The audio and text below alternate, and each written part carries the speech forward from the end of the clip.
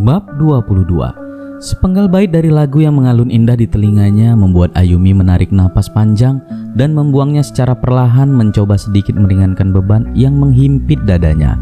Matanya kembali menatap keramaian ketika ia merasakan seseorang berdiri di sampingnya.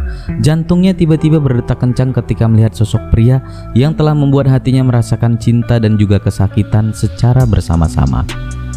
"Aku tahu kau pasti akan berada di sini," ucap Erik santai sambil menatap ke depan seperti yang gadis itu lakukan tadi. Ayumi kembali merasakan sakit dan kecewa yang mendera hatinya. Ia berbalik hendak meninggalkan Erik ketika pria itu berkata sesuatu yang membuat gadis itu menghentikan langkahnya. "Jadi dia suami ibumu?" Erik berbalik menghadap Ayumi. Tubuhnya bersandar kepada pagar tembok. Tangannya dimasukkan ke dalam saku celana hitamnya. Tak ada jawaban dari Ayumi. Ia hanya diam menunggu apa yang akan pria itu ucapkan selanjutnya. "Kulihat kau telah menerima kehadiran mereka. Bahkan kau memiliki seorang kakak, benarkah?" Lanjutnya, tapi masih tidak ada tanggapan dari gadis yang berdiri di hadapannya. "Baguslah, aku ikut berbahagia untukmu. Tapi kenapa kau tidak memberitahu mereka tentang kekasihmu?" Ayumi mendengus mendengar ucapan Erik. "Kau ingin aku memberitahu mereka tentangmu?" ucap Ayumi dengan suara dingin. "Kau ingin aku memberitahu mereka tentang kau yang sudah pergi meninggalkanku tanpa kabar berita hampir 3 tahun ini, dan tiba-tiba muncul di hadapanku dan telah memiliki tunangan. Kau ingin aku memberitahu mereka tentang itu?" lanjut Ayumi dengan suara penuh dengan emosi dan amarah yang membuat Erik sedikit tersentak kaget. "Bukan aku, tapi kekasihmu yang lain," ucap Erik yang membuat Ayumi mengerutkan keningnya. "Apa maksudmu?" "Tidak usah berpura-pura seperti itu, Ayumi. Aku tahu semuanya." Erik maju mendekati Ayumi yang masih diam terlihat bingung. Matanya yang tajam menatap gadis itu dingin. Apa karena sekarang dia artis jadinya kau takut itu menjadi sebuah skandal yang akan menghancurkan karirnya?" lanjut Erik yang membuat Ayumi mengerutkan keningnya tak mengerti. "Apa sebenarnya yang kau bicarakan?" Ayumi bertanya yang hanya membuat pria di hadapannya terlihat semakin marah. "Aku bilang jangan berpura-pura di hadapanku," teriak Erik yang membuat Ayumi tersentak. "Aku tahu semuanya. Aku lihat dengan mata kepalaku sendiri bagaimana kalian berdua saling berpelukan. Bahkan tadi siang aku melihatnya dari atas, bagaimana kalian berdua makan siang bersama, saling tersenyum bahagia tanpa menghiraukan orang-orang di sekeliling." Ayumi berusaha mencerna ucapan Erik yang berapi-api. Ia mengerutkan alisnya sambil berpikir sampai akhirnya ia mengetahui maksud pria di hadapannya itu. "Kau mengira aku berpacaran dengan Kevin?" Erik mengangkat alisnya. "Bukankah itu benar?" ucapnya dingin. "Dan biar ku tebak, kau pindah ke sini juga karena mengikuti kekasihmu itu kan?" lanjutnya dengan suara dingin. Ayumi menarik napas panjang. Kini amarah mendesak dadanya. Dengan mata nyalang ia menatap Erik yang juga menatapnya dingin. "Kau," seru Ayumi dengan suara menggeram. "Kau pergi 3 tahun lalu tanpa ada kabar sekalipun darimu. Seperti orang gila aku menunggu. Seperti orang gila aku mengirimmu pesan setiap hari yang tak pernah dijawab sekalipun. Seperti orang gila aku merindukanmu." Ayumi menarik napas panjang sebelum kembali menumpahkan segala kekesalannya. "Dan sekarang kau berdiri di hadapanku dengan segala omong kosong itu." Ayumi mendengus sesaat. "Kini ku tahu betapa bodohnya aku karena menunggumu sampai sekarang. Betapa bodohnya aku karena menangis setiap malam merindukanmu. Betapa bodohnya aku karena percaya kau akan kembali kepadaku. Dan betapa bodohnya aku karena mencintaimu." Erik tersentak mendengar semua ucapan Ayumi yang menatapnya dengan sorot mata terluka. "Tapi kau bahkan tidak mengabariku hanya untuk memutuskan hubungan kita setelah kau bertunangan. Kau bahkan tidak mengakui mengenalku. Dan sekarang kau bahkan menuduhku mengkhianatimu." Ayumi berusaha mengatur napasnya yang terengah-engah karena emosi. Keduanya terdiam, tak ada satu patah kata pun yang keluar dari mulut masing-masing untuk beberapa saat. Langit sudah memerah, menampakkan lembayung senja yang menyorot dua insan yang dulu saling mencinta, kini hanya saling terdiam dengan emosi berkecamuk. "Sekarang siapa yang berkhianat? Ketika kau sendiri sudah memiliki seorang tunangan, sedangkan aku masih larut dengan perasaanku sendiri. Perasaan yang sama dengan 3 tahun lalu ketika kita masih bersama," ucap Ayumi memecah keheningan setelah bisa mengendalikan emosinya dan kembali bersikap normal. Erik masih terdiam. Hatinya berdebar ketika mendengar ucapan Ayumi. Gadis itu masih mencintainya sampai sekarang, sama seperti dirinya. Tapi malam itu ia melihatnya sendiri dan itu telah membuktikan semuanya. Aku melihatnya, Ayumi. Aku melihatnya dengan kepalaku sendiri, bagaimana dia berlutut di hadapanmu sambil menggenggam kedua tanganmu, sebelum akhirnya dia memelukmu dengan senyum mengembang di bibirnya. Ayumi mengerutkan keningnya, tidak mengerti dengan apa yang diucapkan pria di hadapannya yang menatapnya tajam. "Apa maksudmu?" tanya Ayumi yang membuat amarah Erik kembali muncul. 3 tahun lalu aku kecelakaan. Kini giliran Ayumi yang tersentak mendengar penuturan Erik. Aku bahkan tidak mengetahui siapa diriku. Aku tak mengenal orang-orang di sekelilingku, tapi hatiku dapat merasakan aku telah melupakan hal terpenting dalam hidupku. Wajah Ayumi memucat. Tidak ada lagi api amarah dalam matanya, yang ada kini adalah sorot mata simpati. Keluargaku mengenalkan Yuri sebagai kekasihku, tapi hatiku tidak mengakui itu. Hatiku mencari sosok lain, sosok yang selalu membuatku menatap langit tanpa tahu apa yang aku cari. Sampai akhirnya aku melihat pelangi dan hatiku berdebar kencang ketika melihat itu. Tanpa dikomando, bibirku berkata, "Iris." Mata Ayumi kini terlihat berkaca-kaca mendengar cerita Erik dan alasan kekasihnya itu menghilang selama ini. Namamu lah yang pertama kali ku ingat. Ayumi, kau," seru Erik dengan suara bergetar. "Mereka memaksaku untuk segera bertunangan, tapi aku selalu menolaknya karena aku tahu gadis itu bukanlah Iris yang membuat hatiku berdebar kencang. Dia bukan gadis yang membuatku sangat menyukai salju dan matahari terbenam. Dia bukan gadis yang membuat hatiku terasa hangat."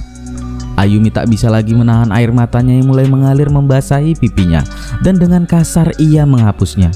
Aku terus mencari sosok itu selama hampir setahun. Perlahan ingatanku mulai kembali.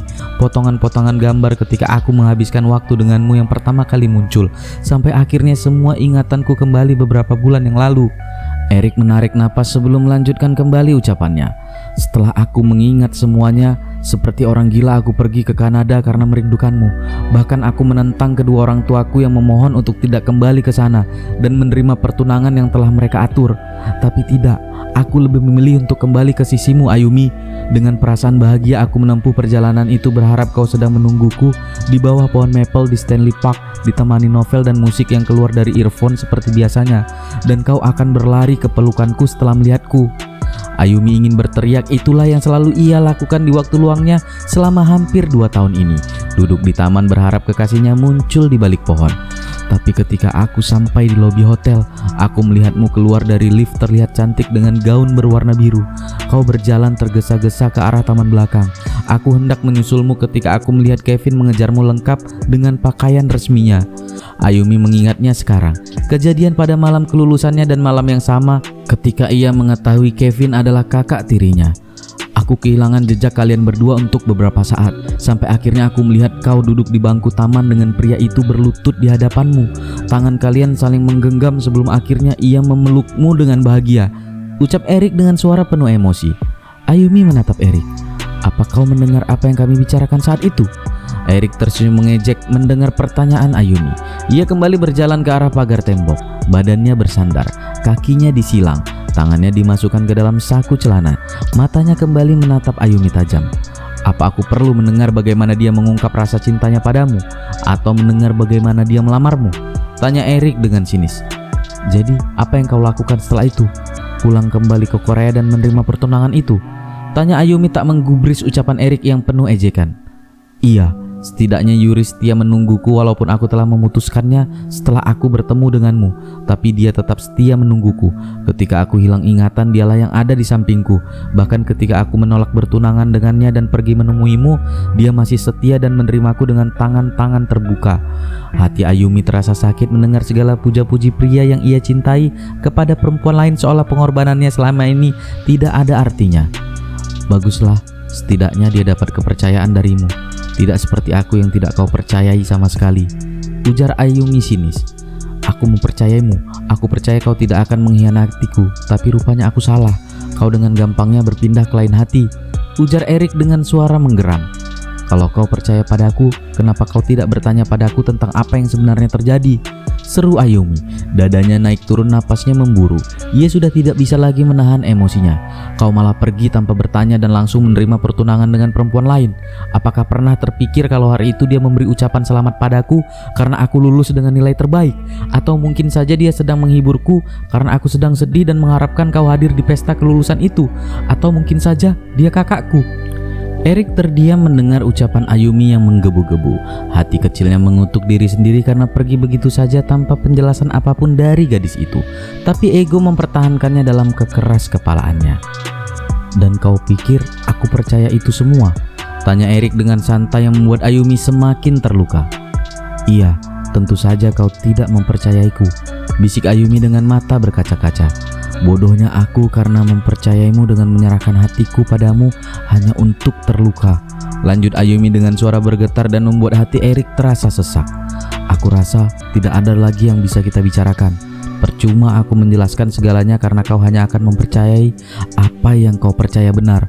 Dan kau tahu, itu hanya membuatmu menjadi orang egois dan melukai orang lain. Erik tersentak mendengar ucapan Ayumi. Mata tajamnya berusaha mencari kebenaran di dalam mata hitam Ayumi. Tapi yang terlihat di sana hanya sorot mata terluka yang membuat hatinya terasa sakit karena dia yang menyebabkan itu semua. Tiba-tiba Ayumi mendengus sinis yang membuat Erik bingung.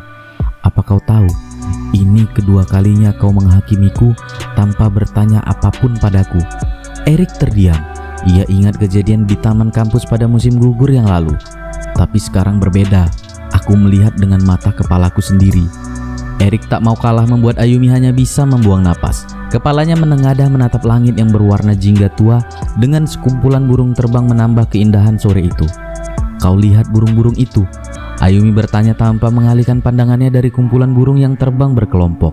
Apa yang kau pikirkan ketika melihat mereka terbang? Erik terdiam, matanya ikut menatap burung-burung yang sudah mulai menjauh sebelum kembali menatap Ayumi yang tengah menatapnya. Mungkin kau berpikir burung-burung itu terbang menikmati kebebasan mereka di sore yang sangat indah. Ayumi tersenyum memikirkan betapa beruntungnya burung-burung itu karena tidak harus merasakan berbagai masalah yang menghimpit dada. Tapi kita tidak tahu, mungkin saja mereka sedang kebingungan mencari sarang untuk malam ini, atau mereka sedang kelaparan dan mencari tempat yang bisa mengganjal perut mereka. Kita tidak tahu Erik, apa yang sebenarnya terjadi hanya dengan melihat saja. Ayumi menarik napas panjang, sedangkan Erik diam membengku menyadari arti ucapan Ayumi. Setiap mata memiliki pandangan sendiri-sendiri, tergantung dari sisi mana kita melihatnya. Kau percayalah apa yang ingin kau percayai, walaupun belum tentu itu sebuah kebenaran, dan akhirnya akan menjadikanmu orang yang paling egois. Ayumi menatap Erik untuk terakhir kalinya sebelum akhirnya ia pergi meninggalkan pria itu yang masih terdiam. Langkahnya terhenti, badannya kembali menghadap pria dengan tinggi menjulang itu. Pernahkah terpikir olehmu kalau aku pindah ke sini bukan semata-mata karena keluarga baruku, tapi supaya aku bisa lebih mudah mencari dan menemukanmu? Erik terbelalak mendengar ucapan Ayumi. Dadanya kembali berdetak kencang. Tapi itu semua sudah tidak ada artinya. Ayumi menelan ludahnya yang terasa pahit. Selamat atas pertunanganmu, lanjut Ayumi sebelum akhirnya benar-benar pergi meninggalkan Erik yang membeku. Keraguan mulai menghimpit dadanya. Apa yang dipikirkannya salah selama ini? Dalam hati ia mengutuki diri sendiri atas kebodohannya selama ini. Ayumi berjalan di lorong rumah sakit dengan perasaan yang bercampur aduk. Rasa lelah karena pekerjaan, kurangnya tidur selama beberapa bulan terakhir ini, dan juga masalah yang baru saja menghampirinya membuat emosinya berkecamuk. Ia tak bisa lagi membendung air matanya ketika melihat sosok pria tinggi berlesung pipi dan mata coklatnya tengah menatapnya dengan lembut. Dan Ayumi bisa melihat di balik masker yang menutup sebagian wajah tampan itu, bibirnya tengah tersenyum kepadanya. Sambil terisak, ia mulai berlari menuju sosok yang selalu ada di saat ia membutuhkan tempat bersandar. Sosok yang selalu melindunginya selama beberapa tahun terakhir ini, dan tangisnya pecah ketika ia menjatuhkan tubuhnya ke dalam pelukan Kevin yang hangat. Walau terlihat bingung, tapi ia tidak bertanya apapun. Yang ia lakukan hanya memeluknya erat, berusaha menyembunyikan tubuh ringkih gadis itu dari masalah duniawi dan memberikan tempat bersembunyi untuk beberapa saat sebelum akhirnya harus kembali menghadapi kerasnya hidup.